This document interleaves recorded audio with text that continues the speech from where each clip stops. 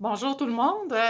Aujourd'hui, j'ai décidé de faire une autre vidéo.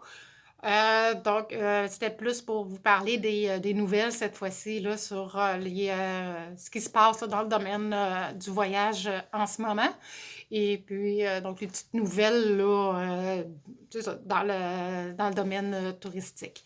Dans le fond, ce qu'on nous parlait pour aujourd'hui, en date du 21 avril, c'est à Singapour, entre autres, sont obligés là, de continuer leur confinement, en fait, pour un autre 30 jours.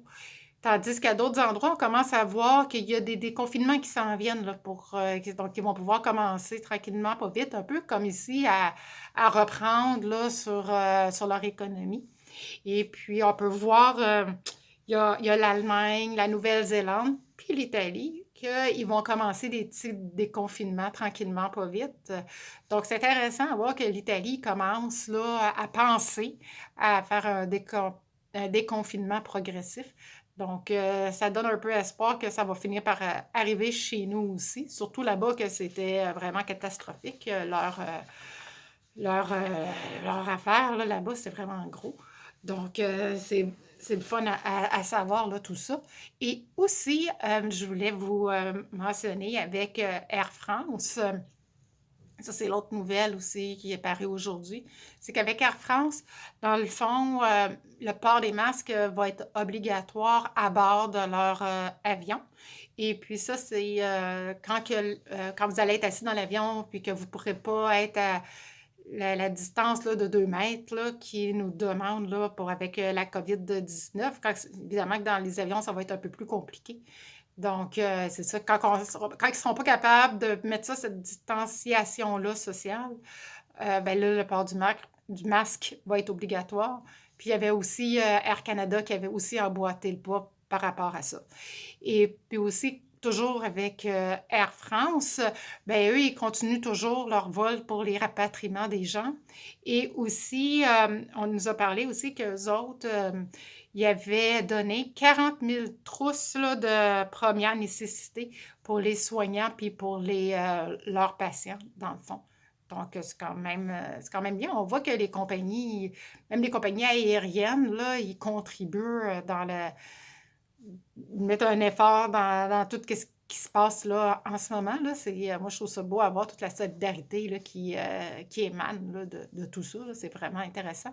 Puis c'est ça, comme j'avais dit dans une vidéo antérieure, c'est le fun là, de voir ça, là, toute l'entraide là, qui se passe là, en ce moment là, pendant la pandémie.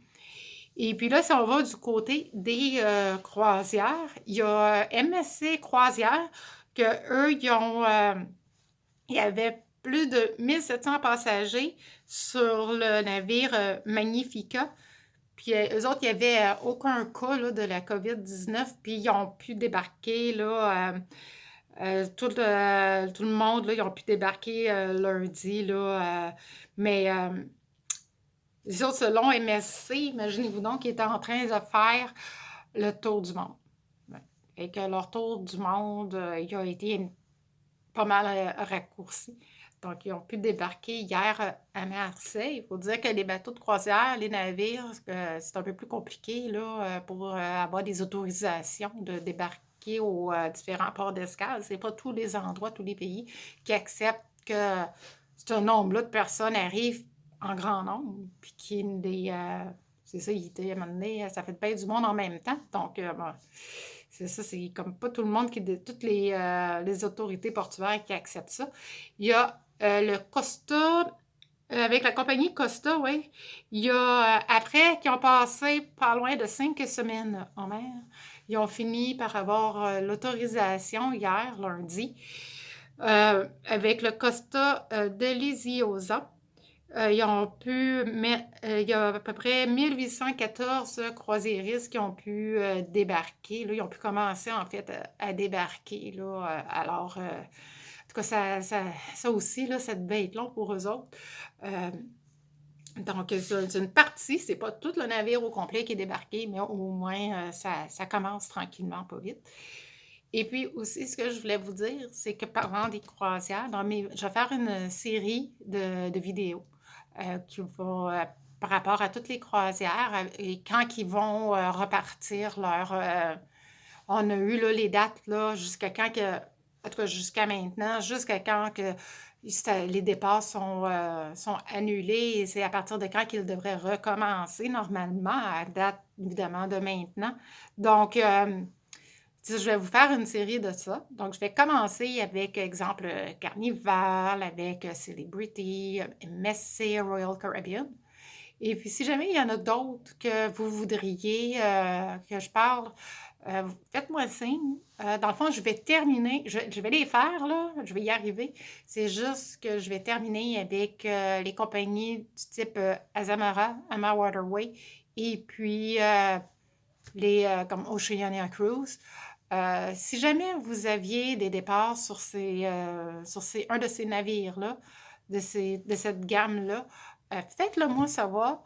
Ça me fait plaisir d'avancer puis de faire tout de suite la vidéo sur ça. Donc, dans le fond, c'est jusqu'à quelle date que c'est arrêté, quand ça va reprendre, puis c'est quoi que la compagnie vous offre là, pour le remboursement ou quoi que ce soit, là, c'est quoi toutes leurs modalités, puis les conditions pour la prochaine réservation. Donc, c'est tout de ça que je vais vous parler dans ma série de prochaines vidéos. Donc, d'ici là, ben, je vous souhaite de passer encore une fois une très belle fin de journée en espérant vous parler bientôt. Puis, gênez-vous pas là, de m'écrire, puis on va continuer de se suivre.